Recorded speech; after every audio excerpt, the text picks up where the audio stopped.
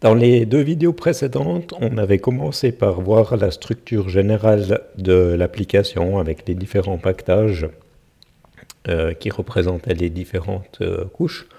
On avait expliqué qu'on allait faire exprès de vraiment bien séparer ces couches et d'avoir certaines classes qu'on allait retrouver, qui étaient similaires et qu'on allait retrouver dans les différents tiers et qu'on allait transformer, qu'on allait mapper ces classes de l'une à l'autre de nouveau pour bien isoler chaque couche, chaque tiers de l'application. Donc on s'était arrêté dans la version de l'application où on pouvait ajouter des jokes, les afficher dans une vue, et puis on stockait ces informations dans une base de données en mémoire. La première semaine, ce qu'on avait vu, c'était aussi comment travailler avec les servlets et les pages JSP, les filtres, et comment est-ce qu'on pouvait implémenter un mécanisme de login. Donc ce qu'on va faire dans cette vidéo, c'est mettre les deux choses ensemble. Donc on va refaire une passe sur la structure de l'application. On va introduire deux nouvelles commandes pour se loguer, pour s'enregistrer. On va introduire des nouvelles vues, on va réutiliser une partie du code qu'on avait écrit la première semaine. Pendant qu'on va faire ça, on va restructurer, refactorer le code qu'on a écrit pendant la dernière vidéo. Et comme on écrit des tests automatisés au fur et à mesure, on peut faire ce refactoring. Donc, ce que je vais faire dans cette vidéo, c'est montrer le code que j'ai introduit et les modifications que j'ai fait sur le code de la dernière vidéo. Mais on va commencer par une petite démonstration de la nouvelle fonctionnalité, qu'on sache de quoi on parle. Donc vous voyez que je suis ici sur la page de login. On voit que si j'essaye d'accéder directement à la vue Jokes, mon appel est intercepté et je suis redirigé vers cette page de login. Donc ça, c'est le filtre d'authentification qui rentre en jeu. Donc imaginons que Alice veuille se créer un compte.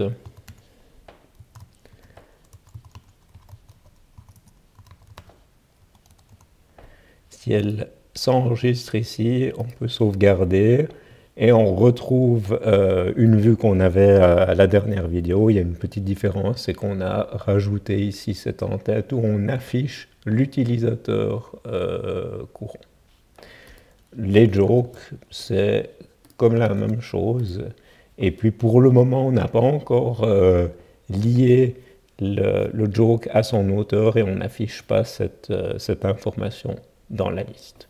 Je peux me déloguer, ce qui a pour effet d'invalider, de supprimer la session HTTP en cours. J'ai plus d'utilisateur courant et du coup, je suis redirigé vers la page de login. Donc ça, c'est la petite fonctionnalité qu'on a ajoutée. Ce que j'ai fait aussi, c'est adapter mes tests end-to-end. Il y avait la semaine passée, dans la dernière vidéo, il y avait un test qui testait juste la page Jokes. Ce test, je l'ai cassé puisque j'ai rendu la page Jokes sécurisée. Donc mon test ne fonctionnait pas puisque j'avais pas de procédure de login.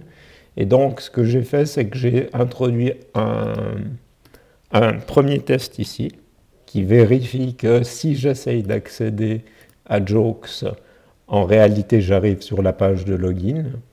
Et puis j'ai un deuxième test qui, lui, commence par créer un compte utilisateur. Pour pouvoir exécuter mon test plusieurs fois, vous voyez que je génère ici une chaîne de caractères aléatoire en utilisant l'heure courante. Comme ça, je peux exécuter mon test plusieurs fois et je ne vais pas avoir un souci parce que le username ou l'adresse mail a déjà été utilisé. Et je vérifie ensuite que je peux accéder à Jokes et que l'ajout de Jokes continue. Quand on écrit ce genre de test, on fait aussi du refactoring. Là, j'ai une première version, j'ai un premier scénario où j'ai besoin de me loguer, donc j'ai tout mis dans ce bloc. Déjà, on voit ici que ce n'est pas idéal, qu'on aurait probablement dû factoriser un petit peu le code, mais c'est surtout quand je vais écrire le prochain test de la prochaine page et que je vais me retrouver dans une situation où je dois commencer par me loguer ou commencer par créer un compte, ça serait vraiment pas propre de copier-coller ce code et de le dupliquer. C'est à ce moment-là que je vais refactorer les choses avec Concept. Il y a différentes approches, il y a différents patterns pour pouvoir créer des blocs réutilisables et les utiliser dans des scénarios. Donc si je viens sur le terminal, je peux ici exécuter mes tests. Vous voyez que ça fonctionne. Et puis j'avais dans mon test ici pause, donc pour le moment je reste, je vois le dernier écran. Et puis je vais ici pouvoir valider. Donc j'ai deux tests end-to-end, les deux passent, ça se passe bien.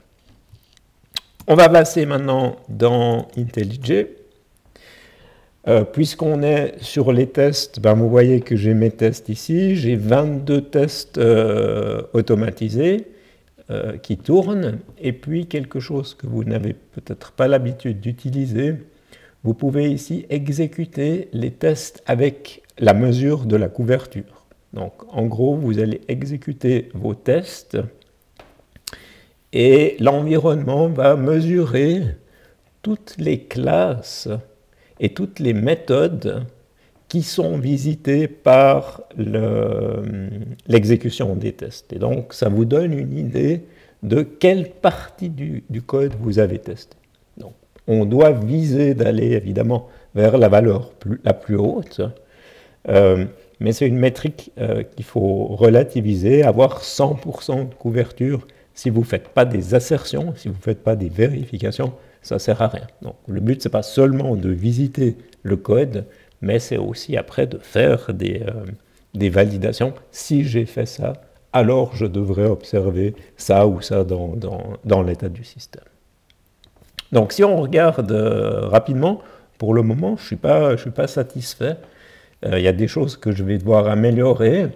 Alors, il y a des choses qui ne sont pas très gênantes. Si je prends cette classe ici, où j'ai un très petit taux de couverture, c'est un DTO.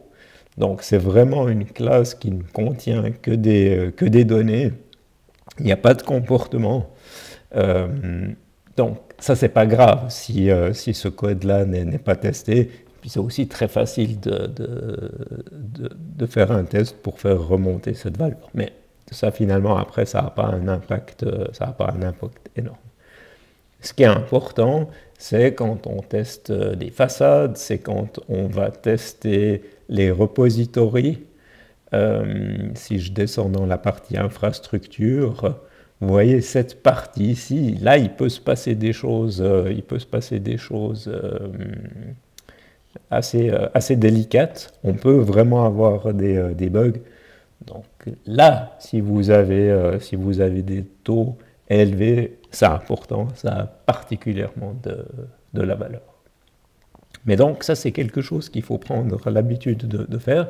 Et puis là où pour le moment, je suis vraiment en retard, c'est dans le tiers de présentation. Toute la partie servlet, ça, je ne l'ai pas encore testé. On introduira plus tard la notion de mock et on verra comment on peut tester. Mais c'est une des difficultés, c'est puisque j'ai ces composants managés, c'est pas moi qui instancie les servlets, et puis il y a tout un environnement qui se cache derrière. Bon, au départ, c'est un petit peu difficile à tester, c'est plus difficile à tester que les classes du domaine où on est dans du Java pur, on peut créer les objets soi-même, vérifier le comportement des méthodes métiers. Donc, couverture, faites-le, et puis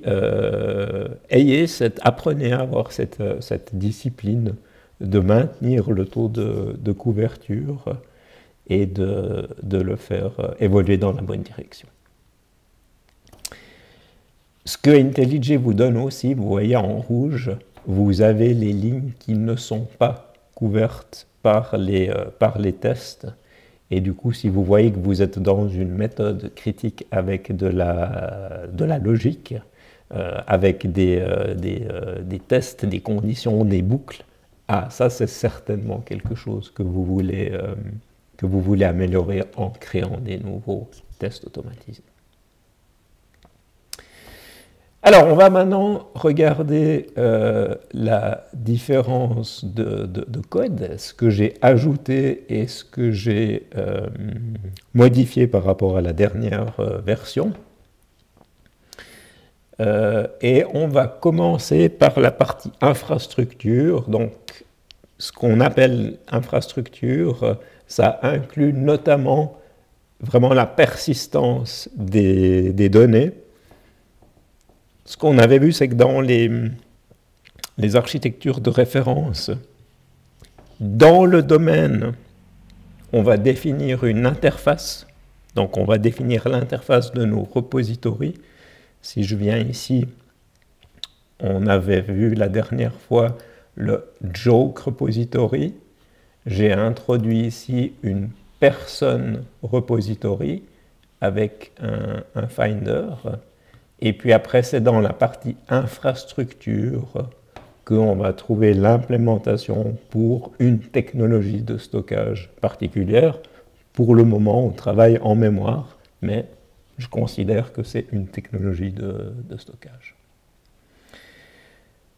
Donc la dernière fois, on avait développé ce in-memory joke repository, qui était un hashmap dans lequel on pouvait ajouter et récupérer des jokes. Et puis, puisque je suis maintenant en train de gérer le login, le registration, je vais travailler avec des personnes. Donc, j'ai besoin d'un nouveau repository. Alors, ce que j'aurais pu faire, c'est reprendre le code de joke repository, faire un copier-coller dans une nouvelle classe, renommer des variables, faire quelques adaptations. Ça aurait été rapide, ça aurait bien fonctionné. Et puis j'aurais pu continuer à faire ça pour 25 entités. Duplication de code, et puis si tout à coup je décide de faire les choses de manière un petit peu différente, ben je me retrouve à devoir faire ça et appliquer les changements sur chacune des classes. Donc ça c'est aussi quelque chose qu'on doit faire, essayer au fur et à mesure de refactorer pour mutualiser le code. Donc c'est pour ça que on voit ici que joke repository a été modifié et que j'ai de nouveaux fichiers. Donc j'ai introduit ici le in-memory repository qui implémente le comportement générique de tous les repositories. Et puis après, je vais avoir une extension de cette classe où je vais rajouter les choses. Donc, dans le cas de joke repository, j'ai une méthode particulière où je peux passer en paramètre une requête qui est spécifique aux jokes. Vous vous souvenez, c'était l'histoire des jokes qui étaient acceptables pour les enfants ou pas. Donc, ça, c'est pas quelque chose qu'on pourrait passer à un person repository. Ça fait du sens que pour les jokes. Et puis, si je regarde le person repository, on voit qu'on a le find by username, qui est un finder particulier. Et puis le save, là, on voit qu'il y a de la synchronisation, il y a des contraintes d'intégrité. Cette partie-là, je vais la traiter séparément dans une autre vidéo. On va voir qu'on peut écrire des tests qui mettent en évidence des problèmes de concurrence et qui mettent en évidence que si on ne lock pas l'équivalent d'un record ici, on peut avoir des soucis d'accès de concurrents et de corruption de données. Donc ça ici, je vais revenir dessus dans une autre vidéo. Si je reviens sur le in-memory repository, ce qu'on voit, c'est qu'en faisant ce refactoring, j'ai introduit de la généricité Java. Donc, je dis ici que j'implémente iRepository, et un repository, ça se base sur deux types. Il y a d'abord le type de l'entité que je vais persister, et ensuite il y a le type de l'identifiant. Vous vous souvenez, on a pris l'habitude de toujours faire une entité comme joke et son ID comme joke ID, personne ID. Donc ça, c'est ce qui va correspondre à ces deux types ici. Ça me permet après de dire que mon store en mémoire, c'est un map où j'utilise l'ID particulier comme clé et l'entité particulière comme valeur. Ce que j'ai aussi fait ici, c'est que j'ai introduit une méthode que j'ai appelée deepclone pour bien insister sur l'intention et le fait que c'est une copie profonde. Donc, quand je travaille avec un repository en mémoire, que je fais un lookup, j'ai vraiment envie de recevoir une copie complète de cet objet. Donc, si deux clients, enfin deux classes, deux objets font un appel et obtiennent cet objet et modifient son état, ça ne va pas avoir d'impact sur ce qui est stocké. Donc, si je veux changer l'état de ce qui est stocké dans le repository, je vais devoir faire un save pour explicitement faire ça. Pourquoi j'ai fait ça? J'ai fait ça pour avoir le même comportement quand je travaille avec une base de données en mémoire que si je travaille avec une base de données relationnelle. Quand vous travaillez avec une base de données relationnelle, vous récupérez un objet, vous faites des modifications, ça ne va pas automatiquement mettre à jour les données dans la base de données. Donc c'est l'idée. Le deep clone, je le teste ici aussi, je l'utilise aussi quand je retourne toute la collection. Ce que j'ai fait aussi, donc, en faisant cette modification, en introduisant la notion d'un repository générique et typé, j'ai dû modifier mon interface entité. Dans la version précédente, c'était juste un marqueur, il n'y avait aucune méthode. Bien ici, je dis une entité, elle a besoin de deux choses, c'est son type à elle, ça j'ai besoin de faire ça pour pouvoir ici dire que quand je fais un deep clone, je retourne une valeur du même type. Et puis ce qui est plus facile à lire, c'est aussi défini par un ID, et sur une entité, je peux faire getID. Que ce soit une personne, que ce soit un joke, que ce soit une question, que ce soit un tag, que ce soit n'importe quoi dans votre application. Donc ça c'est iEntity. Le iRepository, ça c'est assez facile à lire aussi. Donc c'est mon interface où je vais me baser sur l'entité et l'ID. J'ai les 4 méthodes de base où je peux toujours faire un find by ID. Je peux faire un find all. Et on a vu que certains repositories peuvent rajouter ça. On peut faire le find en passant un query, on peut faire un find by username. Ça, c'est des choses qu'on peut facilement faire. Juste pour que vous ayez le code une fois à l'écran, si vous voulez voir tout le code, PersonID, c'est la même chose que JokeID qu'on avait vu dans la dernière vidéo. Person, c'est un peu plus intéressant. On voit ici que j'ai les attributs de base. Donc, il y a un username, il y a un email, il y a un first name, il y a un last name. Il y a aussi un mot de passe. Et le mot de passe, ce que je vais stocker déjà dans l'objet Java, c'est le mot de passe chiffré.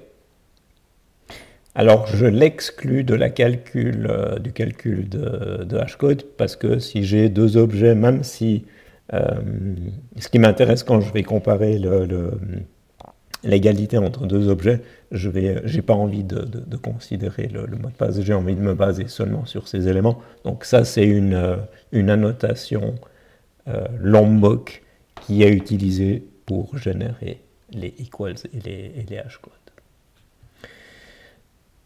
Donc j'ai cette idée que je vais stocker dans l'objet Java le mot de passe chiffré, mais d'un autre côté, je dois avoir un moyen de passer le mot de passe en clair. Donc la première fois quand je vais créer mon objet, je vais créer le mot de passe, je vais passer le mot de passe en clair qui a été saisi par l'utilisateur. Après, je vais persister ça. Et puis quand je vais récupérer des choses de mon repository, dans le repository, ce sera chiffré. Donc je dois gérer les deux cas. Et pour pouvoir faire ça, j'ai utilisé une technique avec Lombok. Donc person builder ici. Normalement, si vous ne faites rien du tout, c'est une classe qui est générée par Lombok, qui a un comportement standard, mais en la définissant dans votre classe, vous pouvez surcharger une partie du fonctionnement du builder. Ce que vous ne modifiez pas continue à fonctionner et à être pris en charge par Lombok. Donc c'est intéressant, quand vous travaillez avec ça, vous pouvez toujours faire le délombok ici, des annotations, pour voir le code qui est généré par Lombok. Donc si on regarde ici, dans ce code, une chose que je fais, c'est je fais des contrôles de validation, et donc au moment où on fait le build, donc on a passé des paramètres au builder, on fait un build, là je fais des contrôles. Et je veux m'assurer que certaines valeurs ne sont pas vides. Je pourrais aussi faire des contrôles de robustesse sur les mots de passe ici, mais vous voyez que j'ai cette méthode clearTextPassword, et donc lors de la création de mon entité ici, je vais lui passer le mot de passe saisi par l'utilisateur. Et, mais d'ailleurs, je me rends compte, ça c'était un placeholder. J'avais de l'autre code avec vraiment l'encryption. Donc ici, ça c'est le chiffrage où je le mets en majuscule. Je pensais avoir déjà repris le code, mais donc ça ici, c'est là où vous devez utiliser une librairie comme bcrypt par exemple, que j'utilise normalement pour chiffrer les choses. Voilà, donc ça c'est la classe personne, et puis vous avez après aussi cette méthode d'authentification. Donc si j'ai un objet personne, je peux lui passer un mot de passe en clair, et lui va après vérifier. Donc c'est ici où tout uppercase, il faudrait remplacer ça par une vraie méthode de chiffrement.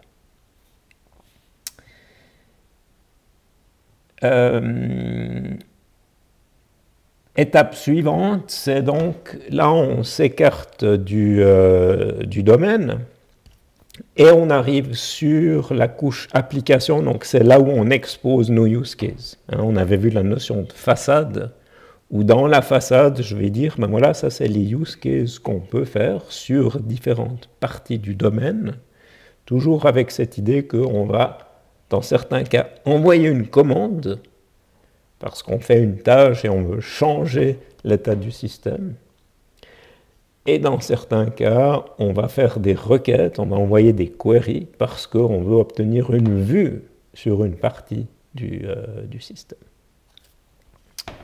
Donc, là, dans la dernière vidéo, on avait notre façade, on avait défini la commande, la query, et le DTO vous vous souvenez que c'est finalement ce qu'on va obtenir, qu'on va ensuite pouvoir passer à la vue, dans notre cas la page JSP pour l'affichage. Et j'avais déjà dit plusieurs fois, quand on voit jokes DTO, qu'on a le texte, souvent, surtout sur des petites applications, on va dire, mais donc j'ai le jokes DTO, j'ai la classe joke dans le domaine, c'est presque les mêmes champs. Est-ce que ça vaut la peine de faire des classes différentes? La réponse est oui. De nouveau, si on réfléchit à long terme, à la facilité de maintenance, à la séparation des préoccupations, c'est un investissement qui vaut du temps et on sait exactement, on contrôle très précisément ce qui va être passé dans l'autre tiers. Si on fait une toute petite application, on peut prendre des raccourcis, mais on doit le faire de manière consciente et délibérée. Mais ici, l'architecture qu'on présente, je répète ça souvent, on est dans la perspective d'une application qui va grandir et qui est quelque chose où on veut vraiment avoir une structure solide sur laquelle on peut construire. Donc c'est pour ça qu'on fait toutes ces classes et où on a ces conversions, ce mapping. Ah, je suis dans le domaine, je vais transformer une entité du domaine en DTO en prenant une partie des champs. Et puis je vais aussi faire le transfert dans l'autre sens. Et puis on avait vu donc que le joke façade, c'est ce qui va être appelé par nos contrôleurs dans la couche de présentation, dans l'interface utilisateur.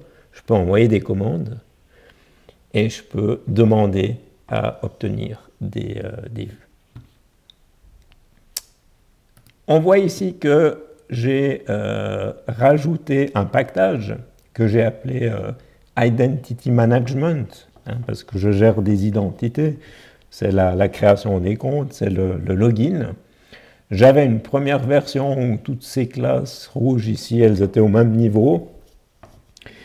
Et puis au bout d'un moment, je me suis dit, maintenant ça commence à devenir un petit peu difficile à s'y retrouver. Il y a des choses qui appartiennent ensemble.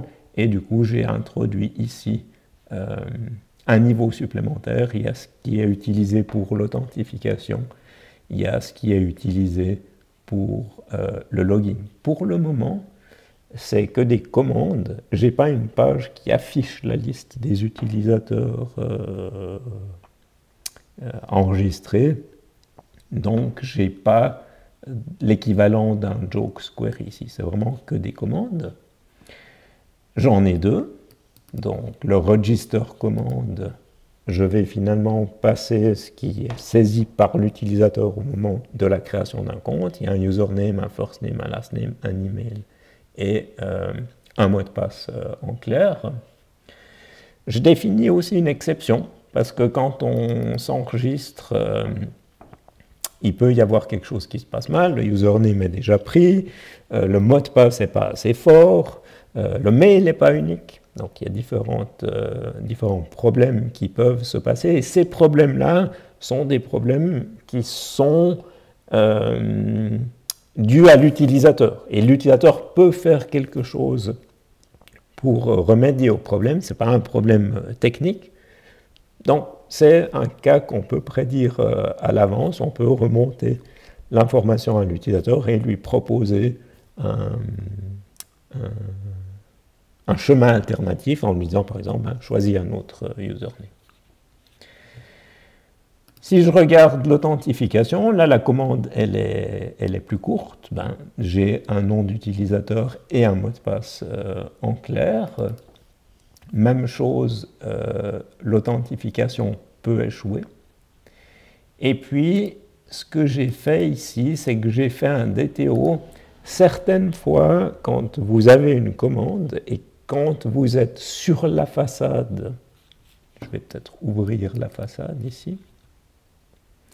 Donc vous voyez que sur mon register ici, dans ce cas-là, je ne retourne pas de valeur.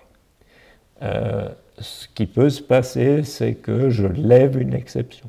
Alors, vous allez trouver dans les exemples, et même au sein de notre application, différents styles.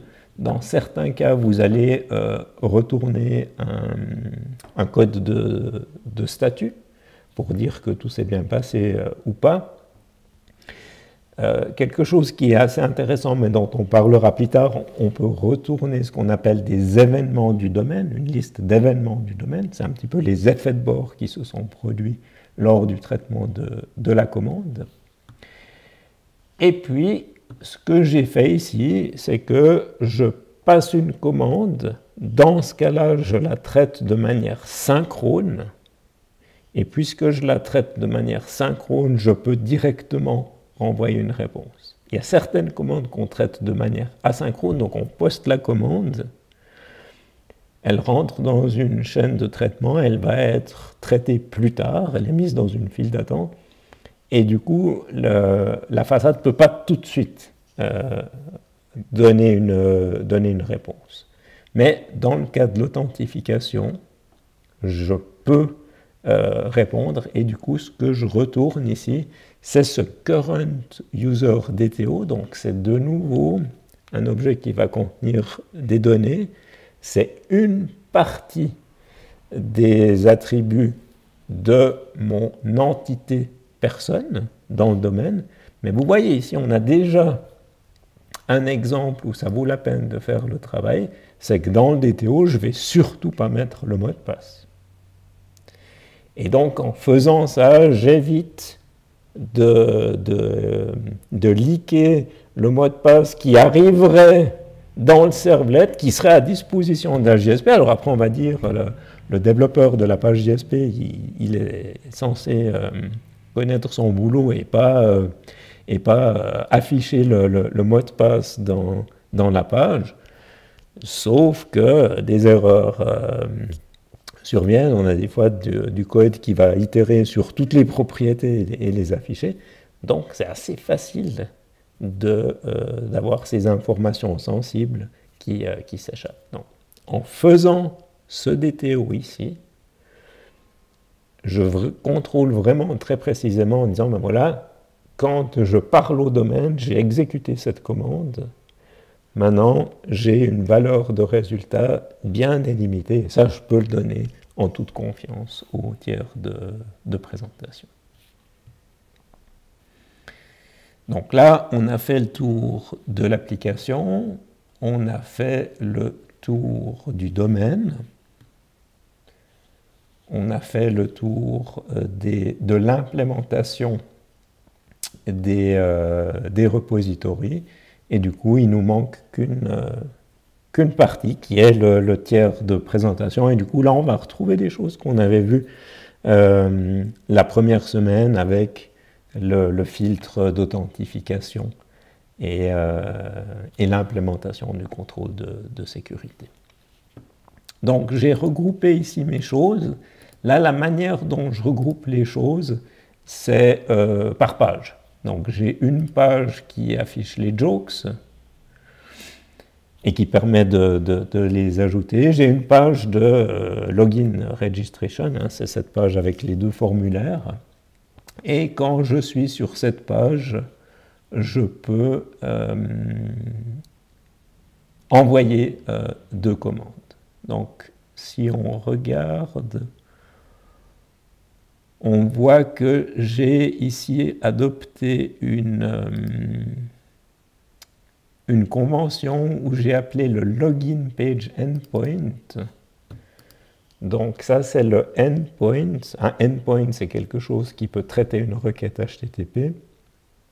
C'est celui qui va être responsable de présenter la vue, donc de présenter la page. Donc il réagit à un doGET. Qu'est-ce que je fais dans ce doGET? Là, vous voyez que je commence par regarder si dans la session HTTP, j'ai des erreurs. Si j'ai des erreurs, je vais accrocher ça à la requête. Je vais retirer de la session parce que j'utilise ce mécanisme de session juste pour pouvoir passer à la prochaine requête, mais je n'ai pas envie de la garder trop longtemps dans la session, ça ne fait pas de sens. Et puis finalement, je fais mon forward sur login.jsp. Et ça permet dans login.jsp, en bas ici, de dire, ben ok, je vais avoir un div où j'affiche les messages d'erreur, donc je vais itérer sur la collection de messages d'erreur, et puis s'il y en a, ben, ils vont être affichés. Donc si je viens dans le navigateur, si je tape quelque chose qui n'existe pas ici, j'essaye de me loguer. Au moment où je me logue, l'erreur est ajoutée dans la session, je suis redirigé. C'est pour ça que je dois passer par la session, c'est parce qu'il y a un redirect, donc c'est une nouvelle requête HTTP. J'arrive sur cette page et puis je trouve les choses et du coup j'affiche cette barre rouge. J'ai mis un commentaire. Normalement, c'est clair que quand on fait un login, on n'indique pas la raison principale. On ne dit pas que c'est parce que l'utilisateur n'existe pas ou parce que le mot de passe est incorrect. Mais ici, je voulais illustrer. Du coup, j'ai remonté la raison initiale. Ça, c'est facile à adapter. Donc, on a vu le login page endpoint, et donc vous voyez qu'on avait aussi le jokes page endpoint. Et ce que j'ai ensuite, c'est des commandes endpoint, et je vois que ici, je n'ai pas respecté ma convention. Donc, vous voyez ici, je vais faire un refactor rename. Je vais pas appeler ça servlet, mais endpoint. On va faire un refactor. On va regarder si les tests passent encore. Bon, comme j'ai pas de test dans mes servlets, il y a peu de chances que ça marche pas. Alors, je sais pas, je vais peut-être devoir redémarrer la session, on va voir. Mais en principe, ça continue à fonctionner. Donc, vous voyez, là, j'ai fait un refactoring et puis j'exécute mes tests, j'ai rien cassé. C'est là où on voit que c'est quand même vraiment agréable d'avoir des tests automatisés. Donc, on voit qu'on a 3 endpoints qui sont capables de traiter les commandes. Donc, si je prends le register, et vous voyez, ça, c'est une question qui vient souvent. Est-ce qu'on fait plusieurs choses dans un servlet ou pas?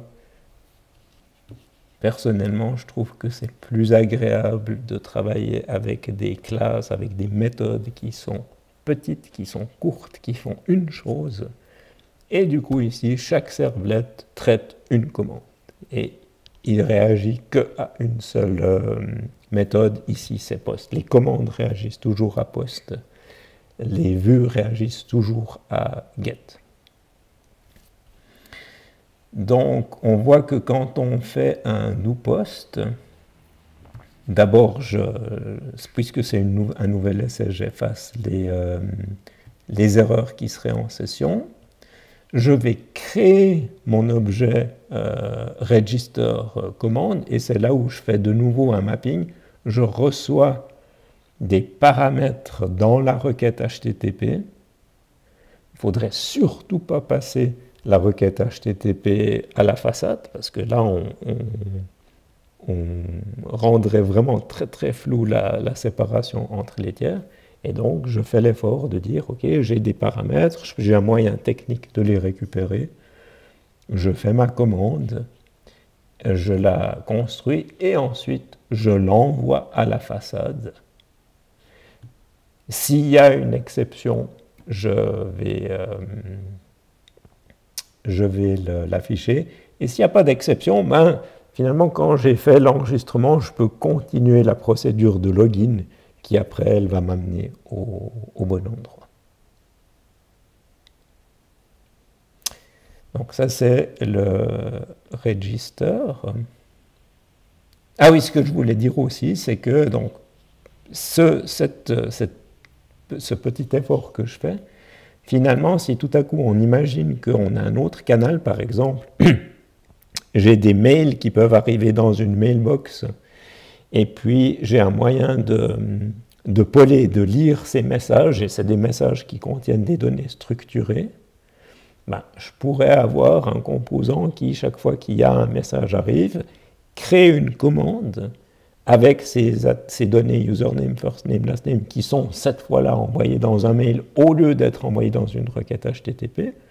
Je mettrai ça dans la même classe commande, dans le même objet commande, je passerai ça à ma façade et ça marcherait de la même manière. Et donc, en créant ces commandes et en disant que le moyen d'interagir avec une façade, c'est des commandes et des queries, ben, ça donne la possibilité de remplacer les canaux d'accès. C'est un des principes de l'architecture hexagonale dont on a déjà cité le nom dans une vidéo précédente. Donc on a vu le register, le login. Donc le login commande, c'est ce qui va réagir au login. Ben, ici l'idée, elle est un peu la même. On va travailler avec l'authenticate, et puis vous vous souvenez, on avait vu que la réponse, la valeur de retour de authenticate, c'est cette classe user.dto. Du coup, c'est le current user. J'ai le username, le first name, le last name.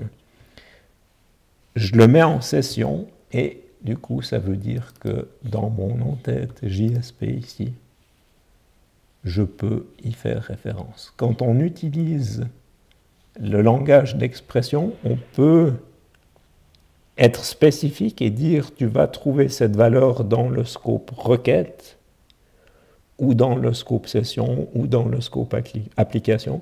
Si on n'indique pas, si on n'est pas explicite, il va cascader, il va commencer par le scope le plus spécifique, la requête, et puis après il va faire un fallback sur les scopes plus larges. Ce que vous voyez ici aussi, c'est que j'ai fait quelque chose d'un peu particulier. Il y a le logout. Si je me log... ouais. Comme j'ai redéployé du code, il a vidé le datastore en mémoire. Donc, vous voyez, il y a ce lien logout. Ici, ce serait tentant de faire une balise href et du coup d'envoyer une requête get vers le servlet.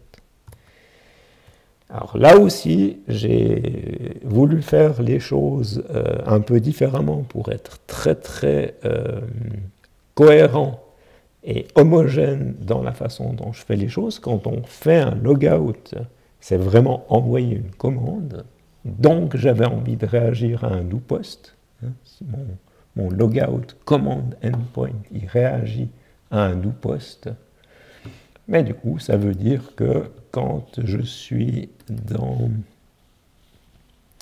mon en-tête ici, ben, c'est pas un href, ça doit être un formulaire qui contient un bouton que je vais styler avec ma CSS en utilisant des valeurs qui disent, ben voilà, on n'affiche pas le bord du bouton, on n'affiche pas l'outline, et on fait ce genre de choses.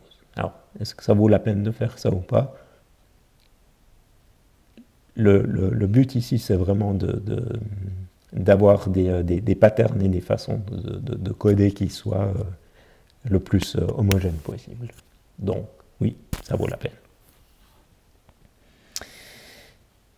Entre parenthèses, on va bientôt arriver au moment où on va remplacer le CSS fait maison par un CSS d'un template qui sera un peu plus joli. Voilà, alors on va regarder, mais en principe je pense que ici on a tout vu. J'affiche quand même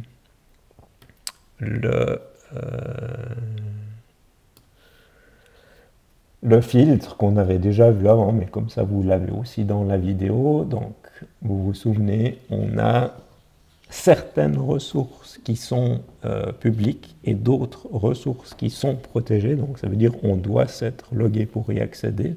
Donc, j'ai ici cette fonction. La page de login, la page de l'action de logout. D'ailleurs, ça me fait penser... Oui, ici, je l'ai bien mappé sur point d'où. Donc, j'étais où, là? Ça, c'est juste... ça, c'est des ressources publiques, tout ce qui est asset, donc mes CSS, mes images, c'est des ressources publiques.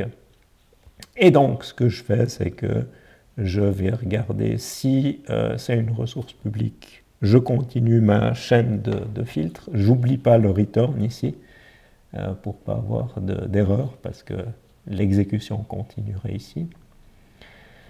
Je regarde si j'ai dans ma session un utilisateur actif.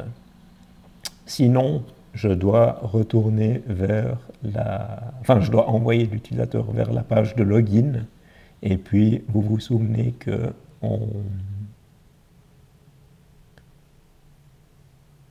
on s'était d'ailleurs ici, il y a quelque chose qui me semble un peu bizarre. Pourquoi est-ce que je fais le remove attribute? Ça c'est bizarre ici. Je ne sais pas pourquoi j'ai fait ça, mais c'est probablement pas correct. Et on voit justement ici que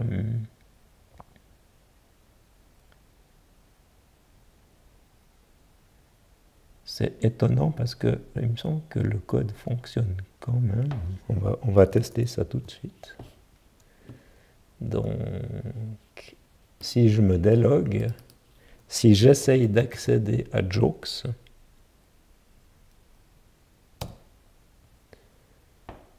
il me renvoie vers la page de login. Donc la question, c'est de savoir si... Ouais, donc là, ça a fonctionné. Alors... Ah oui, je sais ce que je fais. Donc, non, j'ai compris. Donc, ce que je fais, c'est que je mets l'attribut...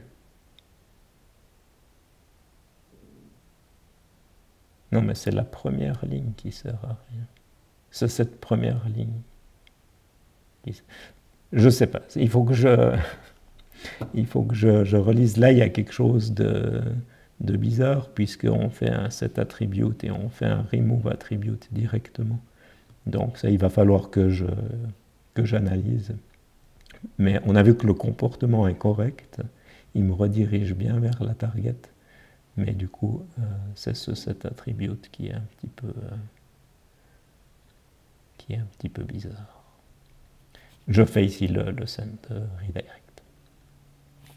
Donc, avec ça, je crois qu'on a ouvert toutes les pages. Le login, ça, je ne l'avais pas affiché. Ça, c'est une petite remarque. Donc, on voit qu'on tape bien sur les endpoints qui traitent les commandes. Et j'ai pris l'habitude de toujours les mapper sur des points d'où, de nouveau pour indiquer que c'est une commande. Et puis j'ai aussi pris la peine de donner des ID à mes formulaires et à mes champs. Et pourquoi j'ai fait ça? J'ai fait ça parce que quand on écrit les tests end-to-end, on doit pouvoir faire référence à ces éléments. Donc c'est là où, si on a le testeur et le développeur de la JSP qui travaillent en parallèle, ils doivent se coordonner sur ce nommage. Ok, alors je vais arrêter ici cette vidéo, et puis je vais faire une deuxième vidéo. On va revenir sur l'implémentation du in-memory store pour les personnes, et puis revenir sur ce test et cette gestion des accès concurrents.